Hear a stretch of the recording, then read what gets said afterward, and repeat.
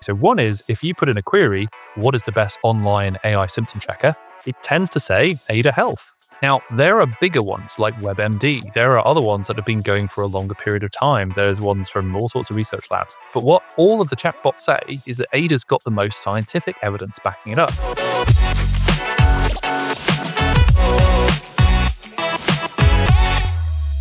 Hello and welcome to the award-winning Healthtech Marketing Show. I'm Adam Turinas, CEO of Launchpad, one of the presenting sponsors. I'm really glad you're here. If you're a regular listener, thank you for coming back. And if you're new, we have a library of over 130 episodes packed with insights from B2B health tech marketers like you. And so do please follow or subscribe to using whatever your favorite podcast application is so you never miss one. And you can also access the library. And a big thank you to our syndication partners, our great friends at Healthcare Now Radio, the 24/7 healthcare-only radio network and podcast syndication platform. Always a special shout out to Roberta and Carol. We're so grateful for your support. Now, here's a question I want you to think about for a second. If a potential buyer asked an AI chatbot who the leading companies are in your space, would your company come up? And if it did, would the answer be positive? Today, we're getting something into an underappreciated area in B2B health tech, the power of hard evidence. Not just case studies, not testimonials, but published, peer-reviewed proof. And it turns out that in the age of AI-driven search, the evidence isn't just good science, it's becoming one of the most powerful marketing assets. My guest is Paul Wicks, founder and CEO of ProofStack Health. They're a company that helps digital health companies and medtech firms build and deploy an evidence strategy that drives both credibility and also can really help with discoverability. Paul's really interesting. He's a neuropsychologist by training and a former researcher in academia, but also working at firms like Patients Like Me. And ProofStack has helped over 50 companies publish more than 200 peer-reviewed papers. And joining us on this week's episode is my great friend and colleague, Health Launchpad's Chief Strategy Officer, the amazing Mark Erwich. So with that, let's get into today's discussion. Paul, before we get into ProofStack, your company, tell us your backstory. It's a little unusual for somebody in this space. Yeah, and thanks for having me here, Adam. It's great to be speaking to you and Mark today. So I am a neuropsychologist by training. So it's a form of psychologist. I'm not a doctor, I'm not a medical doctor, but I work very closely with neurologists. And my research training was around a disease called motor neuron disease in the UK and Commonwealth countries, or ALS in the US and much of the world after the ALS Ice Bucket Challenge of a few years ago that went viral. So you may know people such as Stephen Hawking who've had the condition, or more recently, Dr. McDreamy, very sadly passed away from it from Grey's Anatomy. And there have been various sports people. So it's a very rapidly fatal condition, very tragically. So most people only survive for about 18 months. And so as you can imagine, the intensity of research in that field, the passion that scientists have to prove things really quickly is important. But at the same time, because there's currently no highly effective treatment, there's a lot of misplaced hope, right? So you could imagine if you or someone you love was diagnosed with this condition, you'd be searching for information online. You might be getting inundated with people trying to be helpful. Have you tried this? Have you tried that? And it just being really difficult. So I did a lot of work on internet tools back before it was cool. So in the early 2000s, before social media, before Facebook, I was helping to run an online community of people living with ALS. And so we'd have both people sharing hints and tips of how to live with a condition, which was super helpful because even the medically trained people, they don't know what it's like to try and turn in bed when you're weak. And so sharing tips like wearing silk pajamas were absolute gold dust. But also looking at evidence. So these were the people who would be the research participants, the subjects, if you like, in clinical trials. And they had hard questions to ask of the researchers. Why are we using placebo? in a disease where everybody dies so quickly? Why are we studying this research question? It doesn't seem very important to me. And then if someone came along with a speculative treatment like stem cell transplants, they'd all want to interrogate the evidence. So that's kind of what's brought me to where I am today. So ALS has sort of been the vehicle, but it's spread Did out you to, as you can imagine, many areas of medicine. did you have a personal connection with ALS? Was there a reason why you focused on that condition? So actually, it's the other way around. I actually was really interested in autism at undergraduate. So I was fascinated by children with autism, some of whom have these savant skills where they could, have eidetic memories or draw perfectly from memory, have perfect pitch. So I actually tried to get a job in autism. So ended up in ALS a bit by accident. In an incredible turn of fate, a close family member was actually diagnosed with a relatively rare condition of ALS about 13 years ago. So it was actually the other way around. I was in the condition and then became a secondary caregiver, applying everything that I'd learned, using all my network Oh, to try and find a solution for a family member. So the answer is yes, just not in the order that people normally think. That's unusual. and talk about proof point and how the journey to get to proof points. It's very curious about that. Yeah. So I guess all the way through, science, we have tried to unpick how the world works. Where I think we've landed as scientists is this humility to say that we all fall in love with our own theories. And if you set up a good experiment, what you'll probably do is prove yourself wrong, which doesn't feel great at the time. But if you set up the proper experiment and you don't manage to prove yourself wrong, then you just might be onto something. And if you share your methods, if you share your results, if you share the limitations, and I think quite importantly, if you write down in advance of the study what you were going to do, and when you publish it, are honest about whether or not you change the plan or you change the plan midway through, then you contribute towards a body of knowledge. And for me, this really hit home when I was doing my PhD and I was trawling through the library stacks at King's College London, going through old manuscripts from the 1800s written by French neurologists, sharing their experiences of what it was like to see, a French milkmaid with this neurodegenerative disease, and the symptoms that she experienced, what happened to her, the analysis they did, the pathology that they had at the time, that type of thing. And thinking, gosh, there was someone just like me 130, 140 years ago sharing their knowledge. And that made me feel like now I need to share what I learn with the field, because maybe one day there'll be some scientist on Mars saying, what was this guy on about? And so that made me sort of feel, it sort of shifted it from it's my job to find the answers to we're each just contributing a little grain of sand here. And let's make sure the contribution we make is as useful, is as fruitful as possible, because we might not be the people that discover the big thing, but hopefully we're contributing towards the discoveries in aggregate. And Paul, tell us about your company, ProofStack. So our company, ProofStack Health, exists to help digital health companies, medtech, biotech, to develop an evidence strategy to take the data they may have on the shelf and actually bring it to life, particularly in the peer-reviewed scientific communication world. So that might be peer-reviewed papers, it might be editorials, it might be conference posters and submissions, to make that go faster and smoother and into the highest impact journal that we can without taking too much time of the staff. And then the second part is, once we get that publication, to translate it into B2B marketing content that matters. So there's no point funding a company to just do research. That's what a university is for. The whole point is to, make a claim, to make a proof point for your company, and then to communicate it to different stakeholders. So if you work in, say, digital mental health or decentralized clinical trials, those might be stakeholders like a hospital, an insurer, a clinician, a patient, a charity, and investors potentially, who are trying to figure out if you are going to 100x. And so trying to make outputs that speak to each of their needs is, our whole service offering. How did you make the jump from essentially academia and research to say, hey, we can help digital health companies here with marketing?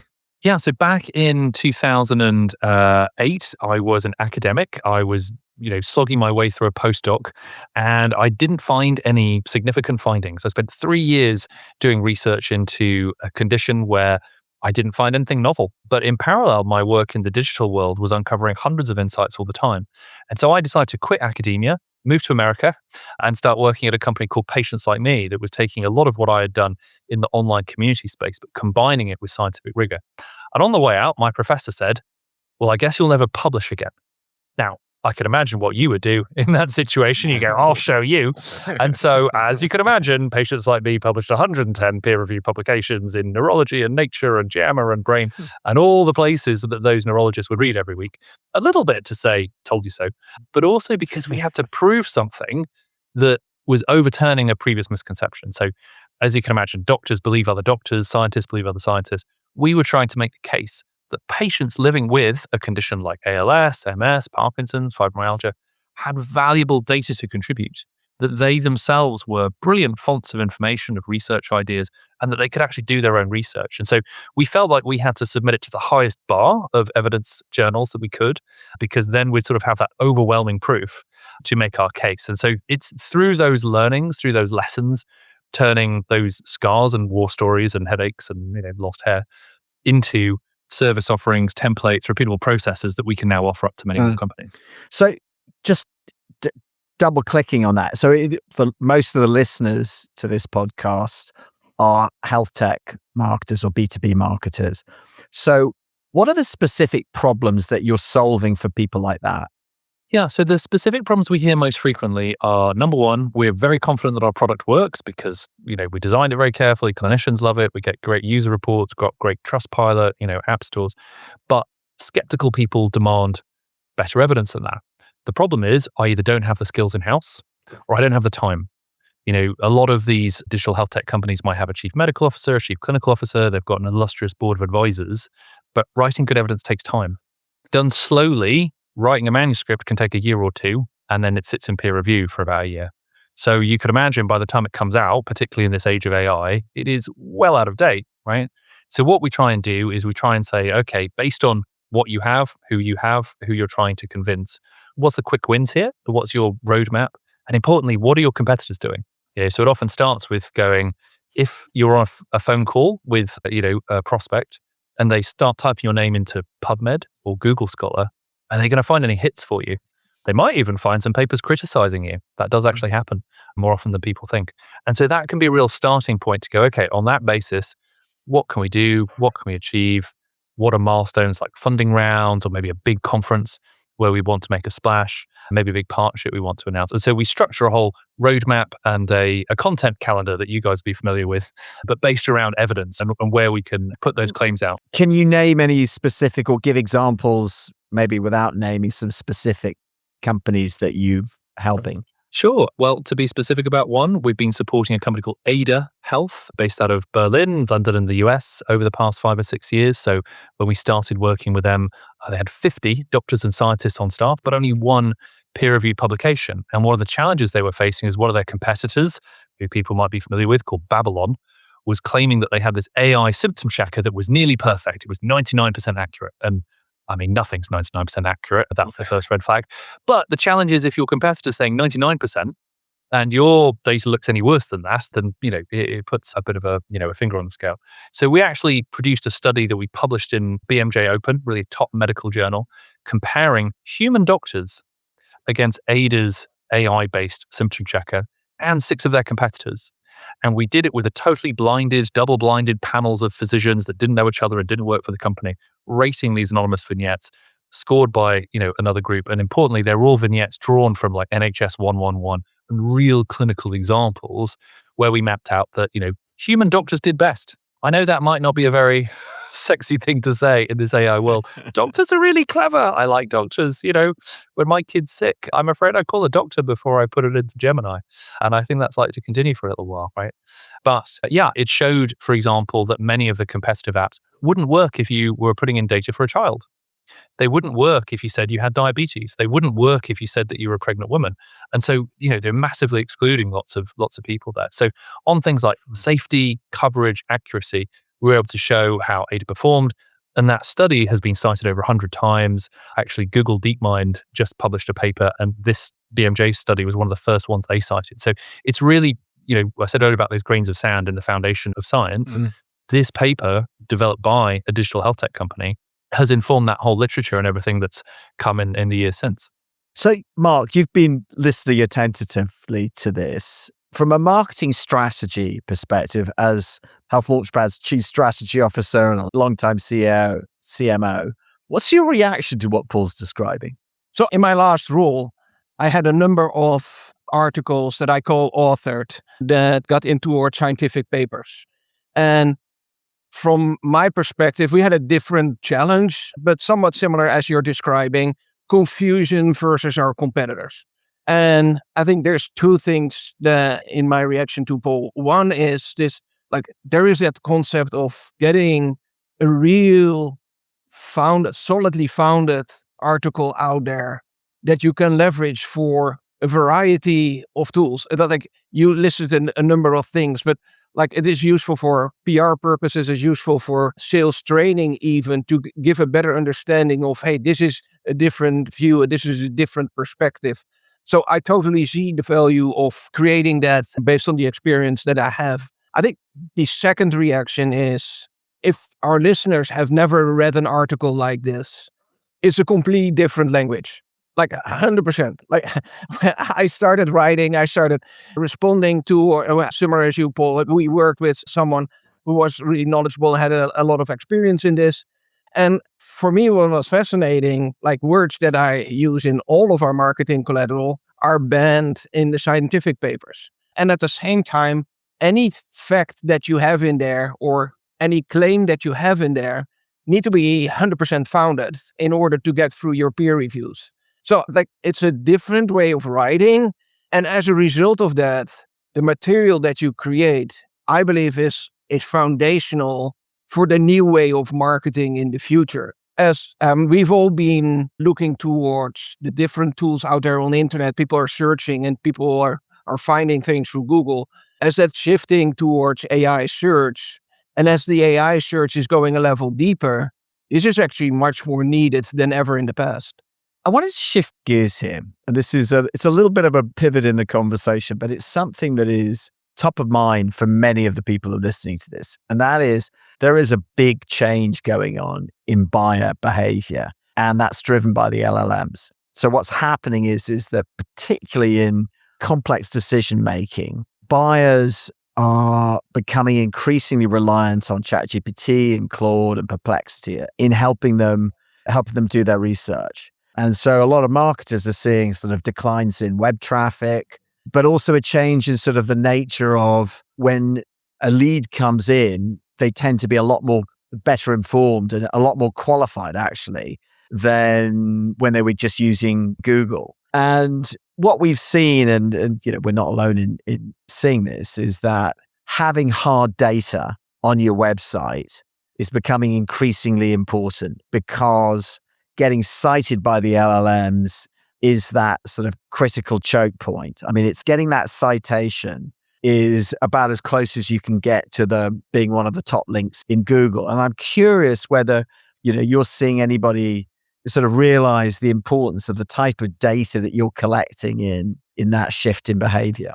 Yeah, so it's something I've noticed since earlier this year, and it's just been ramping up and up and up. So, you know, as you'll be aware, the common LLMs of, you know, ChatGPT, Gemini, Claude, the models are originally trained on a huge corpus of information that includes books, articles, magazines, Reddit, Wikipedia, etc. In the early days of ChatGPT, so for example, I look after the ALS Wikipedia page. So I would ask ChatGPT 3 questions about ALS, and it would basically parrot back the Wikipedia page. And I thought, oh, that's interesting.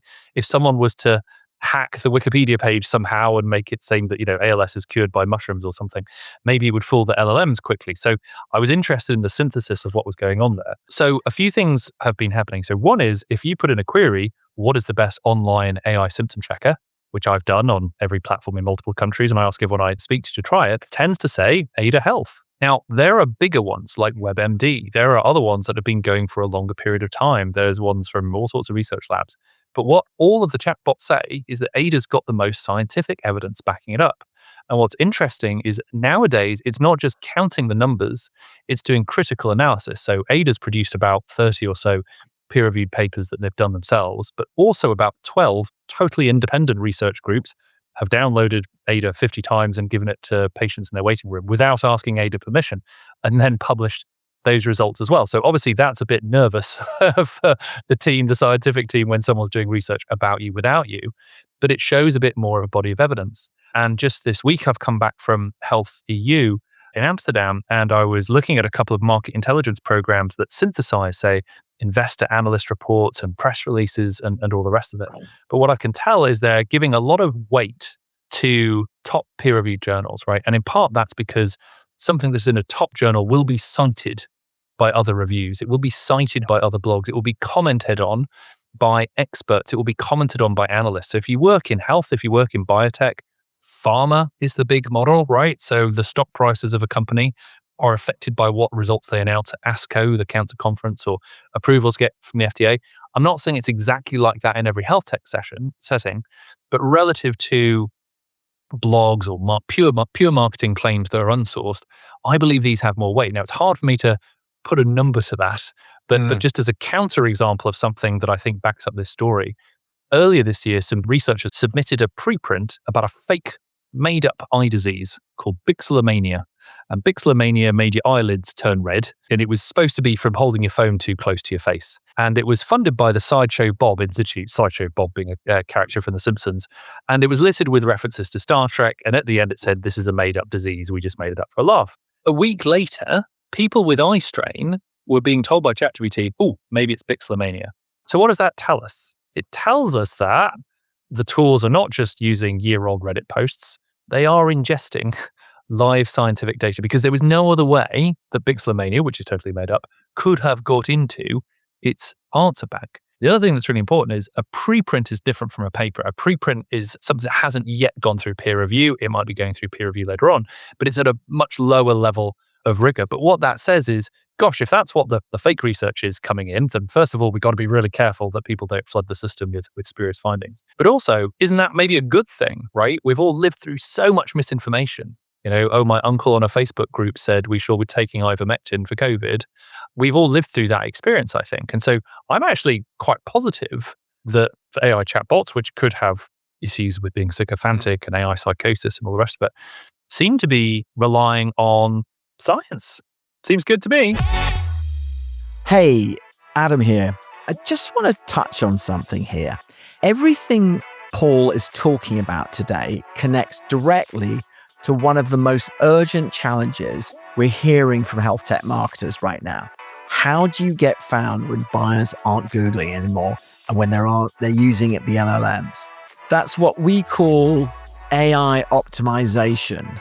And it's a core part of what we do at Health Launchpad. We help B2B health tech companies assess their current strategy, their current approach, the performance of their website and their content, and we help them build content strategies and optimization plans to get cited by the LLMs. And that means understanding what questions your buyers are asking ChatGPT, Claude, and Perplexity, and making sure your company shows up with the right answer. So if you're struggling with this issue and want to talk about it, go to healthlaunchpad.com and check out our AIO, AI optimization approach.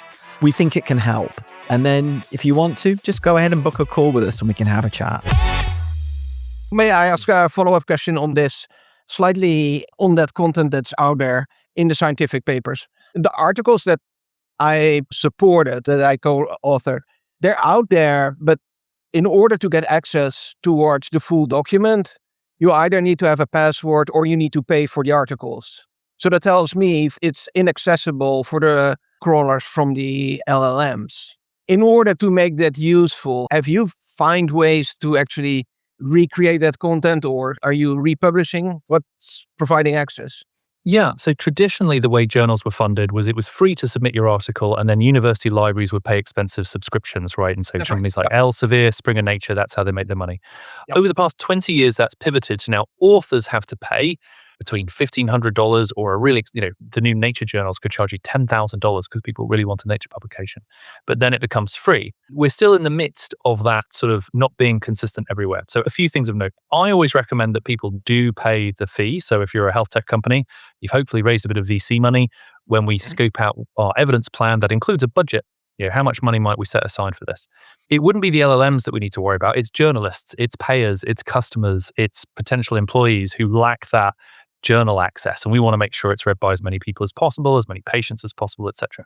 The large language models increasingly have licensing deals. If you look at someone like Open Evidence, which is a tool for doctors, The reason they're so powerful is because they pull in data from the New England Journal of Medicine and JAMA, the full text of that. So it's not just the summaries, which are called abstracts, it's actually that whole text. But yeah, part of our sort of profiling service for customers is we try and make sure that things they do, like posters that they present at a conference, make sure you upload those in PDF form to Figshare, to ResearchGate, that you make summaries of them on your blog, that you make them accessible, that you do webinars about them. YouTube transcripts increasingly go into these LLMs as well. So we have this saying of using every part of the buffalo. So if you spend all this time writing a peer review paper, and we will help you, but it is still going to be quite challenging to get it done. Once it's done, you don't just hit send and send it to your mum and your old professor and be very proud of yourself. If it's not a blog, a newsletter, a webinar, a podcast, a handout at a conference, if it's not a poster, if it's not on your booth as a little citation to back up your claims, you haven't really, squeezed all the value from it. And that's actually where I spend a lot of time talking to marketing and PR colleagues who have been going back to the product team or the business team, often for a long time, saying, what have we got to talk about? What's new? Best case scenario, we love doing press releases about this. And that's the algorithms love a press release. Crunchbase rates how hot you are for investors on the basis of things like press releases. And they get broadcasted really easily. They show up in Google News results. They show up in Google search snippets. And, it's a way of making the value of this go much further. Talk about the process, because I think for most people listening to this, sounds like a long, complex, and potentially expensive process to get from, hey, we need better research, we need better data, to turning that into content or anything that would make an impact on the LLM. So talk through that. Sure. So because now we've done this for about 50 companies and published over 200 papers, and I've sat on the boards of journals like the BMJ, we have got a bunch of tools and tricks of the trade that speed this up. So first things first, understanding what data you have, what stories you're trying to tell, what your timeline is like, what your team is like. That's really crucial to get into the Goldilocks zone of evidence, right? If you're a pre-seed company, you're not in the same boat as a Series C company, right? The expectations are different, your capacity is different, and you may have different collaborators. A lot of people are university spin-outs, or a lot of people have academic partners that they collaborate with, and working out what they do versus what you do is really important. Where we often start with is conferences. So the reason publishing takes a long time to write is usually not the actual time to sit down and write the words. It's usually to get the 8 of you around the table to all agree what it is that you want to say. I've seen that take a whole year, right? So instead what we do is we find the key conferences where your competitors, your customers are, and we find out their abstract deadlines. And guess what? If their deadline is a week on Thursday, they are not going to shift it for you. And so we get to get those 8 people in a room, and we don't leave until we have written a tight brief. And the brief says, what is the title? What is the point? We've only got 250 words. We'd better make it pretty concise. You can't throw the whole kitchen sink in there, right? And that's actually a really useful forcing function. So we start off with that as our kind of evidence engine. We get in the habit of doing these submissions. We turn it into an A0 size poster with you using your branding and graphic design. That is a whole heck of a lot easier than doing the peer-reviewed publications, but it builds the muscle, right? It builds the muscle of how we contribute, how we make this, and who makes the decision. Because oftentimes when we get in, there's not a clear decision. So within, say, your marketing organization, I presume you know what goes to a chief marketing officer. I'm presuming the CMO doesn't need to approve every single tweet or LinkedIn message. Otherwise, you do nothing but doing that, right?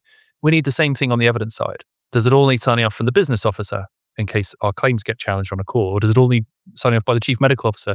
A regulatory or legal oversight may be needed if you have a medical device, for example. So it's different in every case, and part of our work is setting that up. But once we've got the bones of that, the fastest thing I've ever gotten out was 4 hours total time to get something in the Journal of the American Medical Association. So it can be super fast.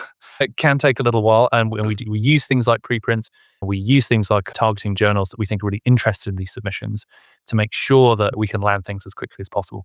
Mark, listening to what Paul just said, how does that look in terms of translating that into marketing programs, particularly in sort of content development? So we use it for trade shows as material to hand out to people who visit our booth. We use it as sales tools. Sales reps would have PDFs of this that they could share. We created blog articles that we not only published, but then had social media leveraging that again. Just the numbers that we already knew, because it was research that we had before, When these numbers were used in any other document, whether it was marketing or a PowerPoint presentation that we would be using, we would just use this little asterisk, and now it's of a published article. And suddenly you create much more credibility, not necessarily creating new content, but even with the existing content, you create more credibility because it's published somewhere. I thought it was fascinating how people respond towards that. Like in years before, I had used it, but wasn't really like understanding the value. Once I started realizing we published a number of articles that we got out there. We were thinking about the press release. We didn't do that for some other reasons. But I think if the timing is good, I would definitely recommend, hey, do that in a press release. And particularly when you're coming up towards a trade show or something like that, for more information, come and visit us. It's just a great asset. For some people, it speaks much more than for other people. And maybe that is the audience that we're communicating to, or maybe that's also the titles of the articles. There's a wide range. And maybe, Paul, that would be good to get your perspective also. There's a wide range of scientific publications out there, but the perceived value also and the ability to get published in there is varying a lot. But how people responded towards it was very interesting. And I can say this because many of my friends are scientists. Scientists are not the best communicators. Sorry, too much time spent peering over a microscope and looking at cells does not necessarily prepare you for explaining your job in the real world. So you sit next to someone at a wedding and tell them about your interest in zebrafish genetics, and they might pour themselves a large glass of red wine. So one of the things I've noticed about myself is I've started making my titles of my articles get a little bit more straight to the point as I grow older. So my original ALS research was about the fact that the brain is affected in ALS, but my first paper was titled something like Neuropsychological Correlates of Cerebral Abnormalities Using 11C Positron Emission Tomography. After a few years of no one listening to me, I started writing editorials called It's Time to Stop Saying the Mind is Unaffected in ALS. And I wanted to add, you idiots, right? So you can get to the point. We wrote a paper 2 years ago in Nature Medicine that could have had a much more flowery title, but it just says, large language models need to be regulated as medical devices. That now has been cited 200 times and has fed into conversations with regulators like the FDA and MHRA. So I have learned, get to the point, you've just heard me say lots of words, I can be quite verbose, but one of the original things I was taught was that, if 100 people read the title, maybe 50 of them will read the abstract, and maybe 20 of them will read the full paper, and maybe 2 of them will read it all the way through. So if you don't get the point across at the top of that, I suppose you would think of it as a funnel, then your message is going to be varied, right? And so very often what we are doing is often just rearranging the key point, and that is the insight that often when you're translating your information into a press release or talking to journalists, that's what they want, right? But us scientists, we get very excited about saying, oh, we got a grant from here, or we did it in 10,000 people, or we use this clever method. Okay, that's wonderful for your peers. But what is the point, to prove, wow, we made an app that means you don't need to have 12 hours of therapy to cure a phobia. That's amazing, if true, right? The asterisk, like you were saying, Mark, does the lifting of the if true, right? And it's important to say, scientists spend their whole lives arguing with one another about everything. So just because you have one paper doesn't mean it's conclusively solved, but it at least shows what game you're in, right? And, again, here's a section where I probably won't name names, but a reasonable chunk of this sector makes bold claims and then can't back them up, right? And you sort of go, well, if they're telling porcupines about that, might they also be telling fibs about other things, like how well qualified their team are, or how safe their product is, or whether or not they're going to jack up the prices next year, even though they pinky promise they won't. So it's an expensive signal, of someone that wants to invest, someone that's playing a long-term game with long-term people. And that in itself can be a signal of hopefully of quality or of trust or integrity. I feel I need to translate for our American listeners. Porky pies is London Cockney rhyming slang for lies. So just final question for you, Paul, and then I'll come back to you, Mark. So if you could give one insight for listeners to this podcast to take away from this, something that would sit with them for a while, what would that be? Probably the most startling thing you can do is open up an incognito window and start asking questions about either your company or your sector in Google Scholar. Just see what's in there. I will bet you a aforementioned pork pie that someone's already written something about you that's probably wrong, right? They might have said you're a large language model when actually you're a, Bayesian reasoning algorithm or something like that.